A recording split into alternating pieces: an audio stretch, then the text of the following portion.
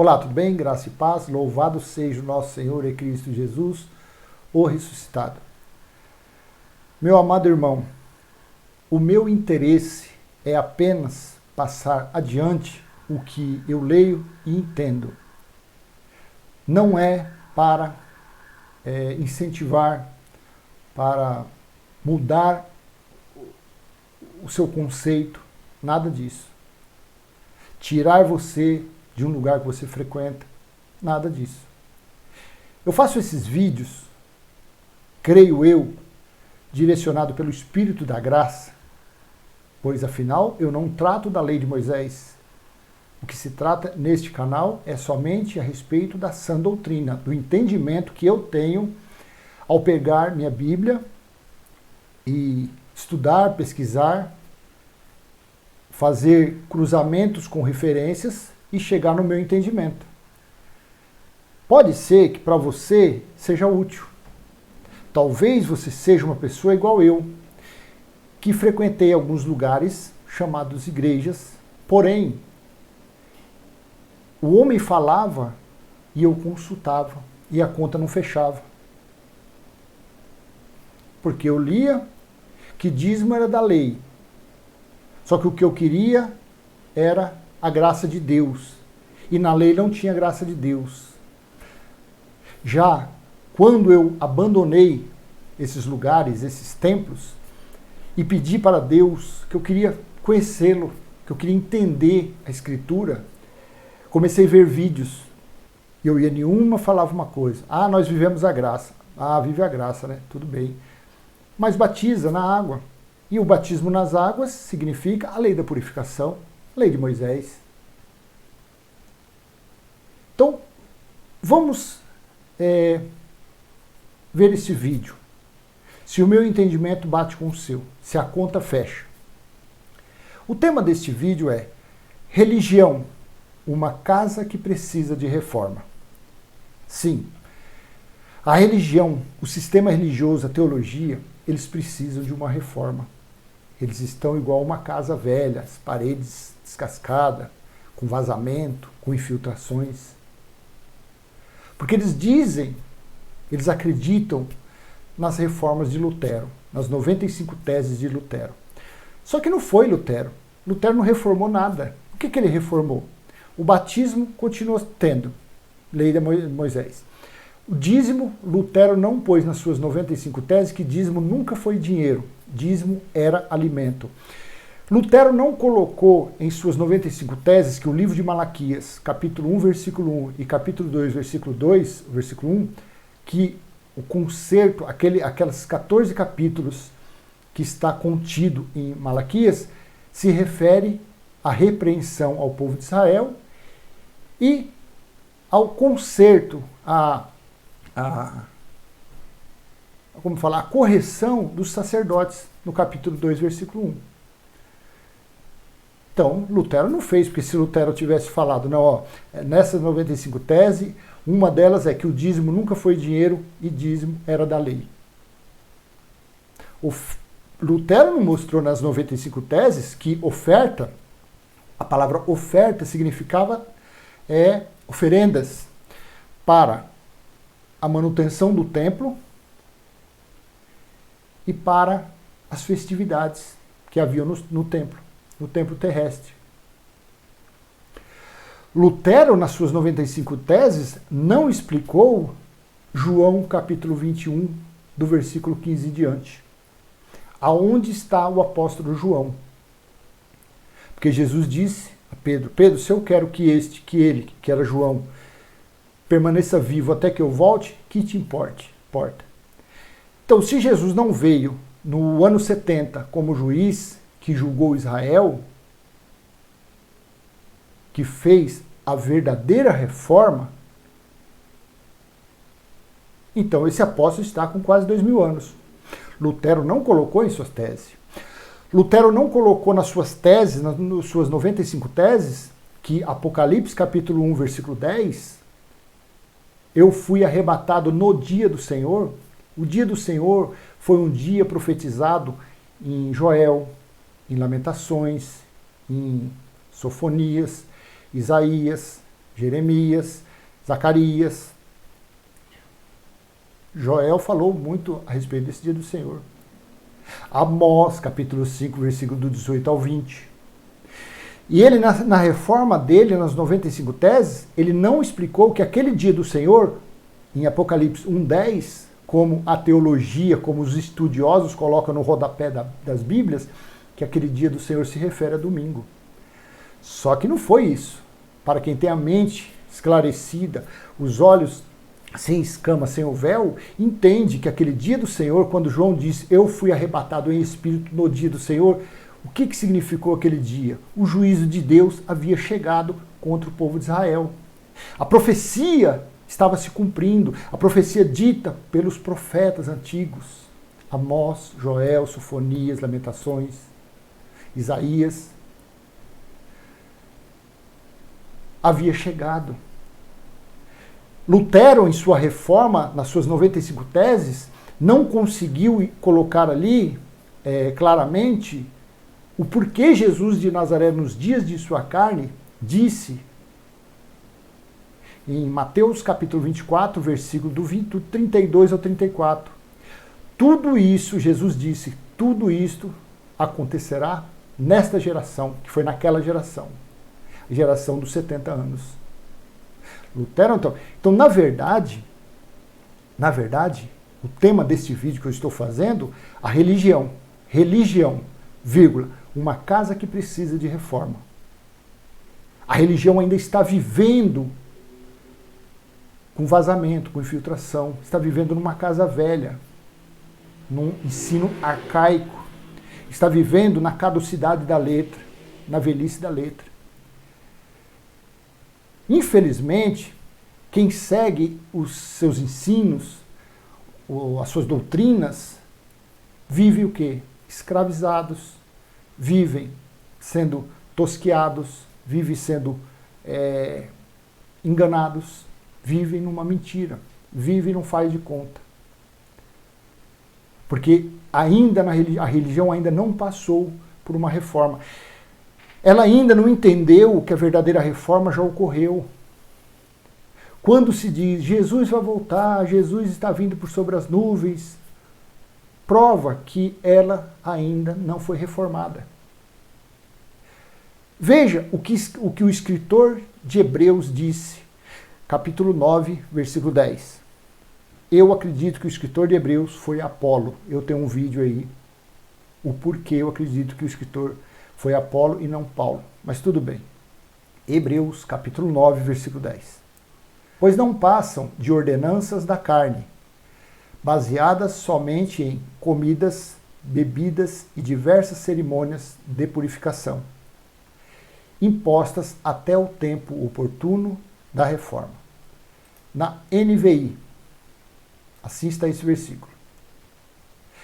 Eram apenas prescrições que tratavam de comida e bebida e de várias cerimônias de purificação com água, o batismo.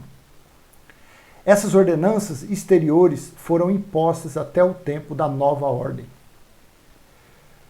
Só um parênteses aqui, ó, cerimônias de purificação. Sabe qual foi o sentido? Sabe qual foi o mistério? Sabe qual foi o intuito do primeiro grande milagre de Jesus de Nazaré ser transformar a água em vinho? Você já parou para pensar que esse mistério significou, dentre todos os mistérios, os milagres que ele faria, mas o principal milagre foi aquele que ele transformou a água em vinho, para mostrar, é isso que a principal profanação da religião é esse fazer, achar que a água de uma piscina, de um rio, de uma cachoeira purifica alguém. Jesus deixou claro, quando ele transformou aquela água do casamento, que foram em talhas que os fariseus, os judeus, os praticantes das leis de Moisés usavam para purificação. Porque Jesus, ele foi lavado no Rio Jordão porque ele era o Cordeiro de Deus. O Cordeiro deveria ser lavado até as suas entranhas. Então, naquele milagre do casamento, ele transformou, ele mostrou aos quatro ventos que o sangue dele era infinitamente superior às águas que estavam naquelas talhas, naquelas vasilhas que eles usavam para a purificação, para a cerimônia de lavagem, de oblações. Então, quando diz que uma pessoa, para ser convertida, tem que se batizar numa água de uma piscina, isso é uma grande profanação. Porque o verdadeiro batismo ocorreu naquela cruz, quando ele disse, tetelestai, está consumado. O sangue dele sim purificou. O sangue dele santificou e justificou. O sangue que verteu da cruz. A religião ainda está precisando passar pela reforma. Porque eles não entendem isso. Foi algo que também eu não entendia, eu lia, caramba, né? Só um casamento passou.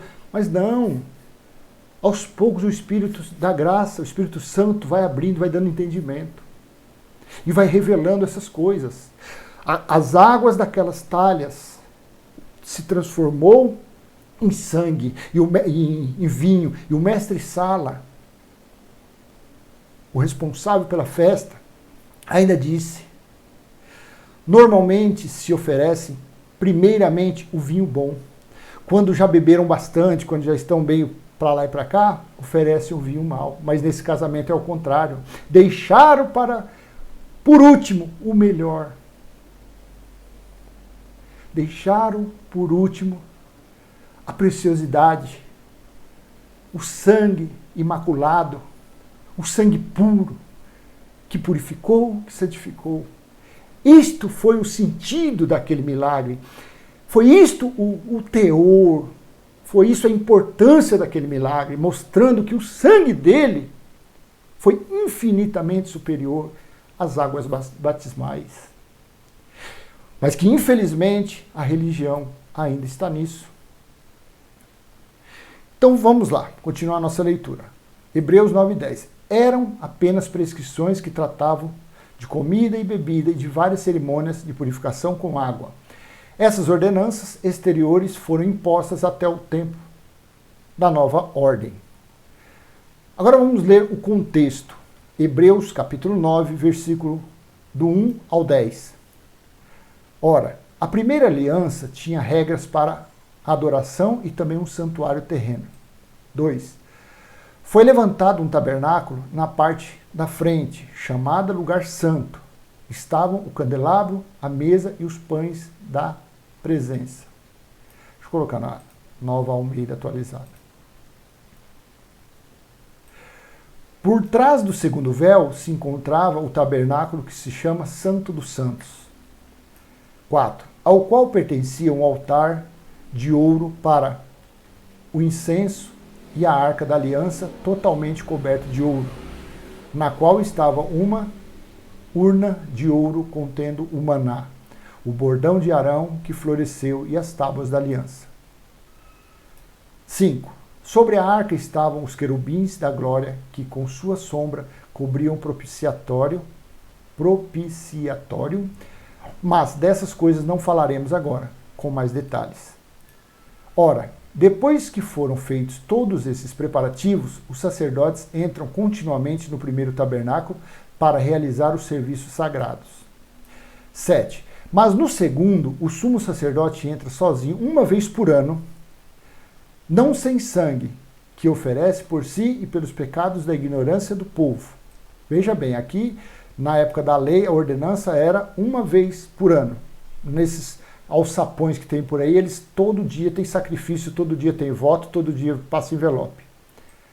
Versículo 8. Com isto, o Espírito Santo quer dar a entender que o caminho do santuário ainda não se manifestou, enquanto o primeiro tabernáculo continua erguido. Veja, entenda isso aqui. Quando dizem que Jesus ainda vai voltar, quando dizem que não ocorreu o juízo do ano 70 e que Deus estabeleceu a nova Jerusalém espiritual, o tabernáculo celestial, onde o próprio Deus mora em nosso espírito, se move em nosso espírito, nos consola, nos exorta, cuida de nós, cuida dos seus eleitos. precisam, eles ainda estão, volto a falar, eles estão dentro de uma casa que precisa de reforma. Eles estão vivendo no tabernáculo terreno. Só que com isso o Espírito Santo quer dar a entender que o caminho do santuário ainda não se manifestou, o caminho do santuário celestial ainda não havia se manifestado. Por quê? Enquanto o primeiro tabernáculo continua erguido, ainda estava, essa epístola foi escrita em 65, começo de 66. Eu não acredito que ela foi escrita em 67, porque meado de 66 ao ano 70 foi as 42 semanas, foi os 3 anos e meio que começou o juízo, que começou o dia do Senhor contra Jerusalém. Foi 3 anos e meio. Então, a Jerusalém celestial, a Jerusalém do alto, ela ainda não havia chegado o tempo dela ser estabelecida. Por quê? Enquanto o primeiro tabernáculo continua erguido. Quando o escritor de Hebreus escreveu, lá eles praticavam sacrifício, oferta, rapavam cabeça, faziam tudo, porque o templo de Deus terreno, que eles consideravam como templo de Deus, estava de pé. Havia sacerdote, havia levitas, havia dízimos em forma de alimento, davam ofertas para a manutenção do templo, para as festividades. Por quê? Ainda não tinha chegado a hora de estabelecer a Nova Jerusalém. E nesse ponto, esse versículo é muito importante para identificarmos que a religião, a teologia, todo o sistema religioso ainda está numa casa velha. Eles ainda estão, esse caminho, enquanto o primeiro tabernáculo continua erguido, para a religião, esse tabernáculo aqui, ó, enquanto o primeiro está, para a religião ainda está erguido. Por quê? Porque eles praticam obras que se praticavam nesse tabernáculo terreno.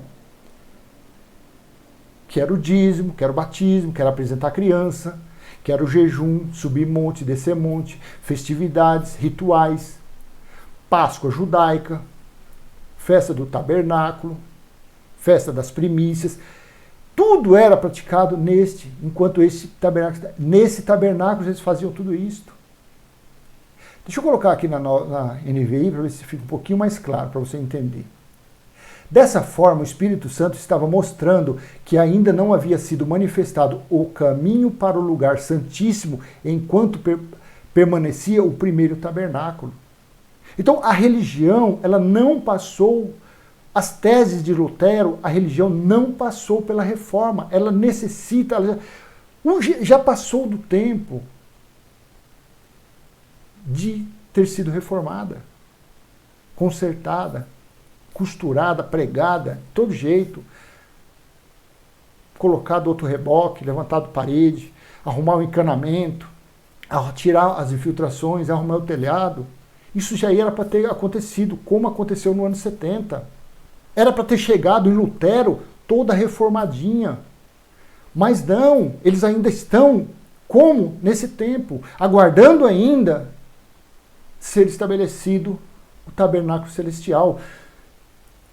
Deixa eu te mostrar. Só que você vem aqui, ó, em Apocalipse, capítulo 21, versículo 1. João havia sido arrebatado. João estava ali para escrever o livro de Apocalipse às 7 igrejas. Não foi para o Brasil, para o século XXI, não. Era para escrever para os anjos das 7 igrejas, dizendo que as coisas que havia chegado o dia do Senhor, havia chegado o juízo, e que, para eles se consertarem, para eles não virem para Jerusalém, alertando de tudo que estava acontecendo nos 3 anos e meio. Para isso que João foi preservado vivo, para escrever isso. E João, já no final, quase terminando o livro de Apocalipse, ele disse em espírito. Olha o que ele viu em espírito. Apocalipse, capítulo 21, do versículo 1 ao 3. E vi novo céu e nova terra, pois o primeiro céu e a primeira terra passaram e o mar já não existe. Versículo 2. Vi também a cidade santa, a nova Jerusalém, que descia do céu. Você entende porque quando o escritor disse em Hebreus ali, 9, 8, que o Espírito Santo estava mostrando, estava dando uma demonstração daquilo, usando como uma figura, como uma alegoria, para quê? Que ainda esse que João viu não havia sido estabelecido porque ainda estava de pé o terreno, o terrestre, o tabernáculo terrestre, que seria somente estabelecido quando Deus julgasse quem deveria ser julgado, Israel. Vi também a cidade santa, a nova Jerusalém, que descia do céu, da parte de Deus, preparada como uma noiva enfeitada para o seu noivo. Versículo 3. Então ouvi uma voz forte que vinha do trono e dizia: Eis o tabernáculo de Deus com os seres humanos. Deus habitará com eles e eles serão povos de Deus. E Deus mesmo estará com eles e será o Deus deles. Você consegue entender como é precioso o entendimento desse, como esse versículo aqui, ele é muito profundo? Com isto, o Espírito Santo quer dar a entender que o caminho do santuário ainda não se manifestou, enquanto o primeiro tabernáculo continua erguido. Mas no ano 70, esse tabernáculo ele se ruiu. Ele foi aniquilado, foi destruído. Até os alicerces foi destruído do templo, desse tabernáculo. Mas que, infelizmente, quando se praticam obras da lei de Moisés, estão querendo dizer que não foi estabelecido o tabernáculo espiritual. Eles vivem e demonstram que eles acreditam nesse tabernáculo, no que Deus já derrubou. Versículo 9.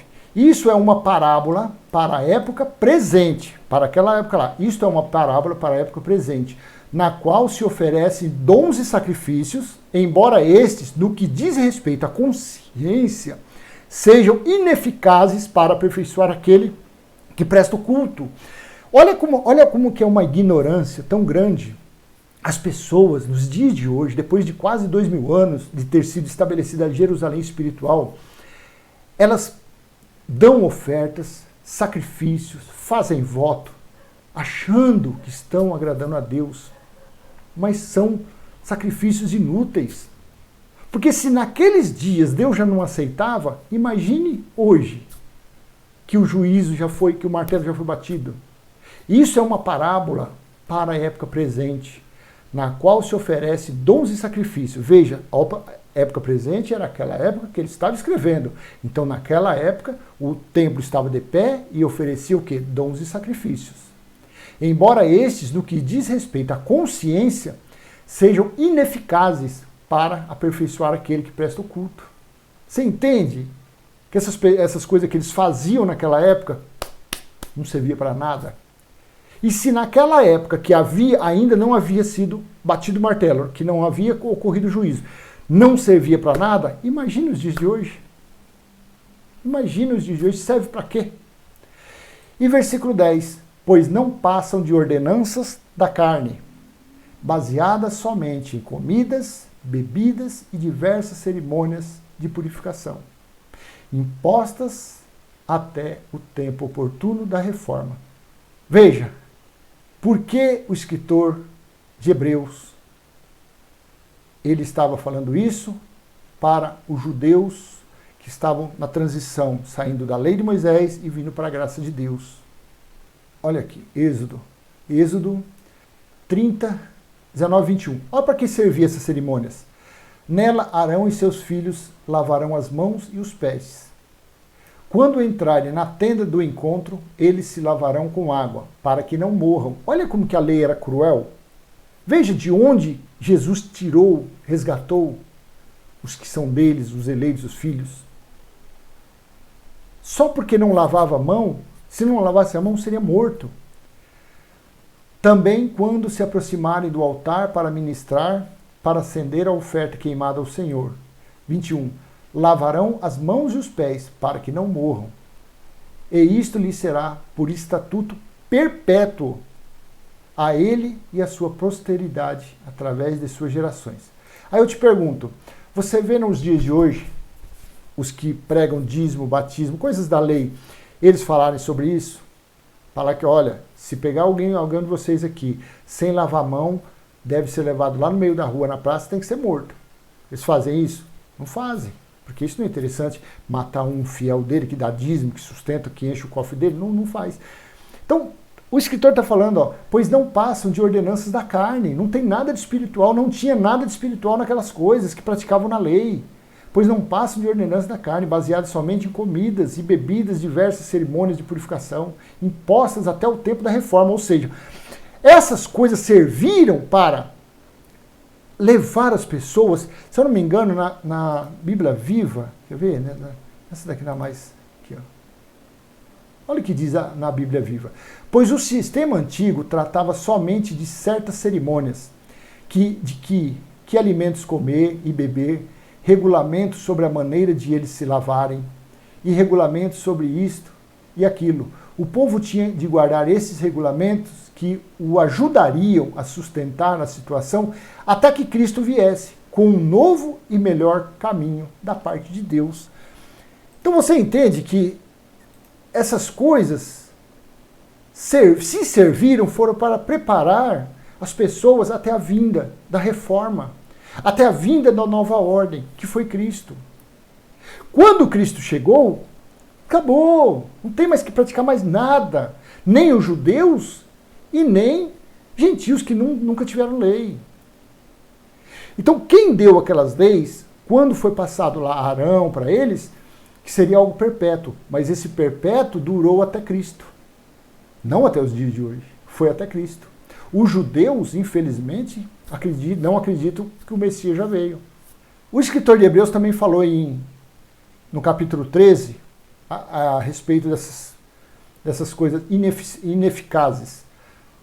Hebreus 13, 9. Não se deixe levar por doutrinas diferentes e estranhas, porque o que vale é ter o coração confirmado com graça, e não com alimentos que nunca trouxeram proveito aos que se preocupam com isso.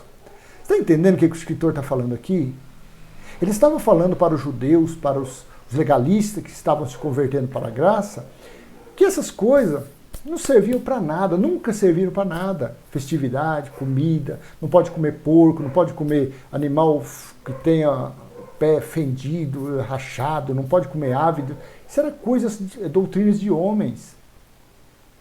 Paulo deixou relatado que as coisas da lei de Moisés são rudimentos fracos e pobres. Veja, em Gálatas, vamos ler alguns versículos aqui.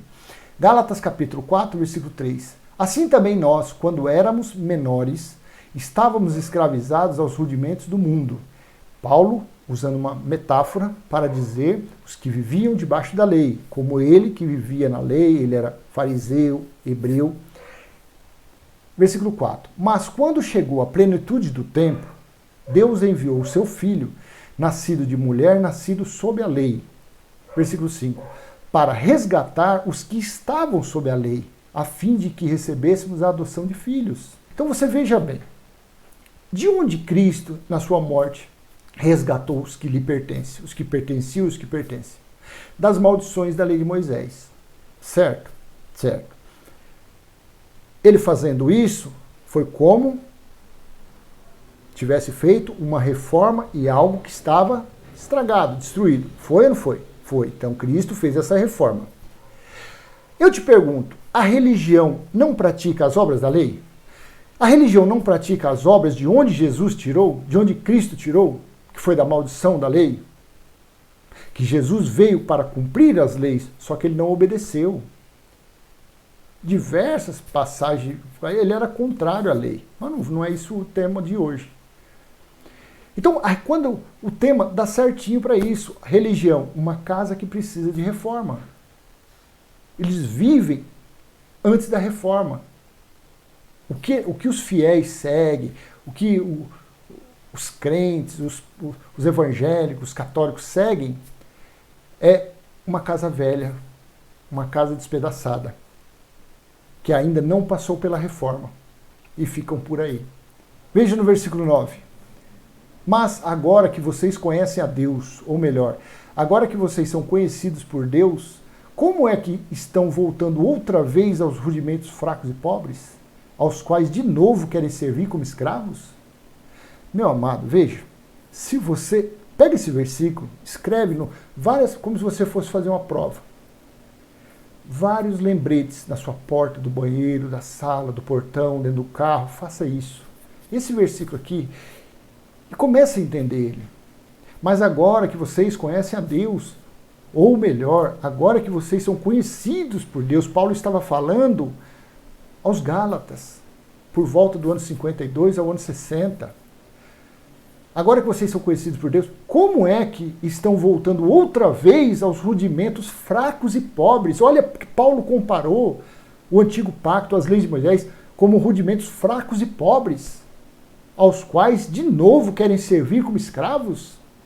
Você entende que você praticando as obras da lei de Moisés, você é um escravo?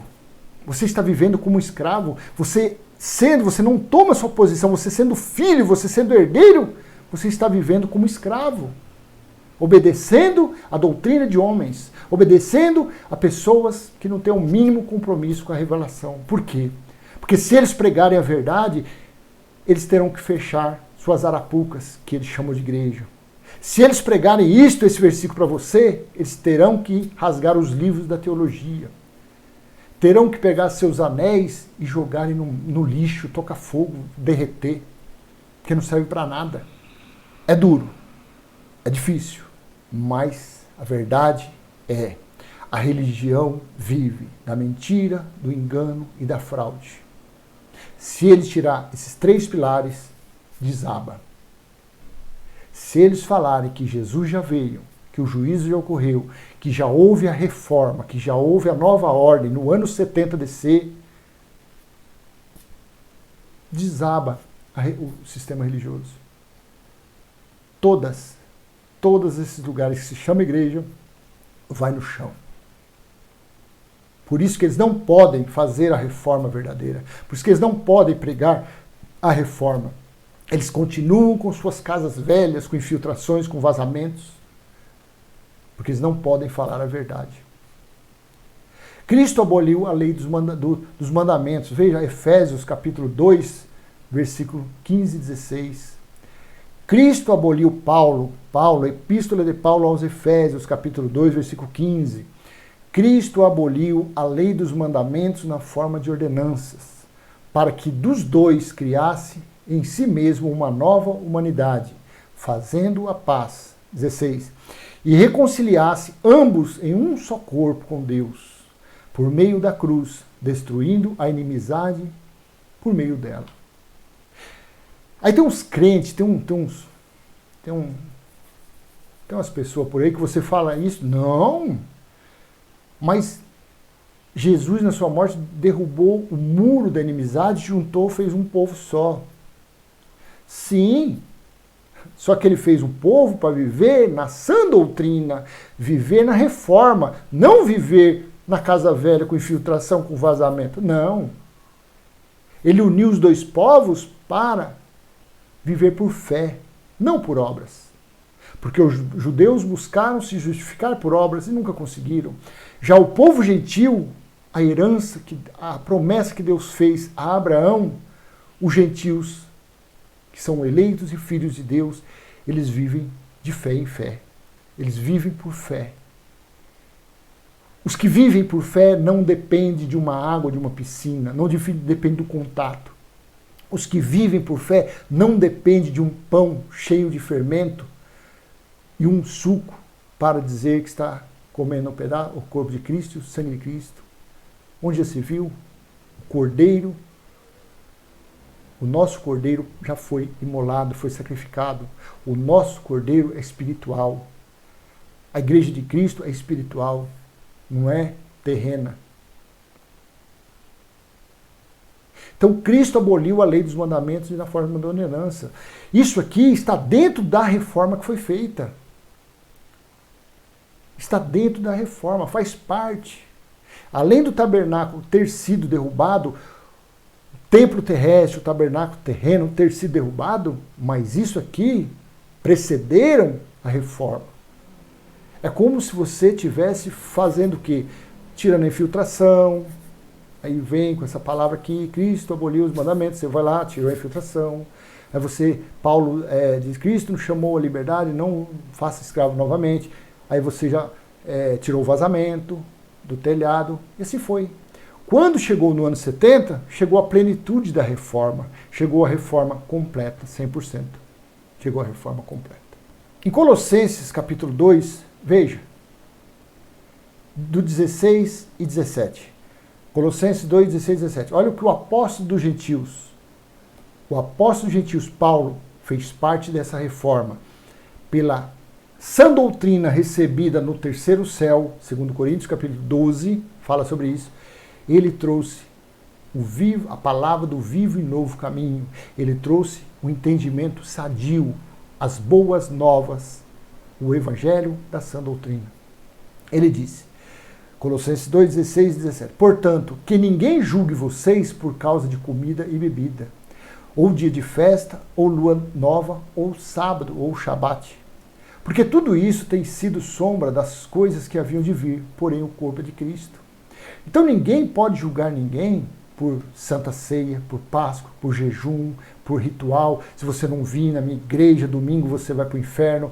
Você tem que vir buscar o Espírito Santo domingo, você tem que vir na quarta, correndo a libertação sexta. Não, ninguém pode apontar o dedo, ninguém pode te julgar. Porque Cristo te chamou à liberdade. A liberdade de não praticar mais nenhum ritual, nenhum mandamento, nenhuma ordenança da lei de Moisés. Cristo chamou a liberdade para ser livre das maldições da lei de Moisés. Versículo 20 ao 22 também foi dito por Paulo. Colossenses 2, 20 ao 22. Se vocês morreram com Cristo para os rudimentos do mundo, por que se sujeitam às regras, como se ainda vivesse no mundo? 21. Não toque nisso, não coma disso, não pegue naquilo. 22. Todas essas coisas se destroem com o uso. São preceitos e doutrinas dos homens. Meu amado, então, fique com essa palavra, guarde essa palavra no seu coração, medite, estude, veja se o que eu estou falando não é o que está escrito. A religião, uma casa que precisa de reforma. Todo o sistema religioso precisa dessa reforma. A teologia, a igreja católica não, os católicos, os evangélicos, os pentecostais, todos que se dizem religiosos precisam dessa reforma. Porque se pratica qualquer coisa do velho pacto, das leis de Moisés, ainda não passaram pela reforma. Eu acho que eu fui claro. Eu acho que eu fui bem sucinto. Eu te convido a dar um like, compartilhar, se inscrever no canal, se foi útil para você essa mensagem. Saiba, você é o melhor da criação de Deus. Amém? Graça e paz. Até a próxima, se Deus assim permitir. Religião, uma casa que precisa de reforma. Tchau, tchau.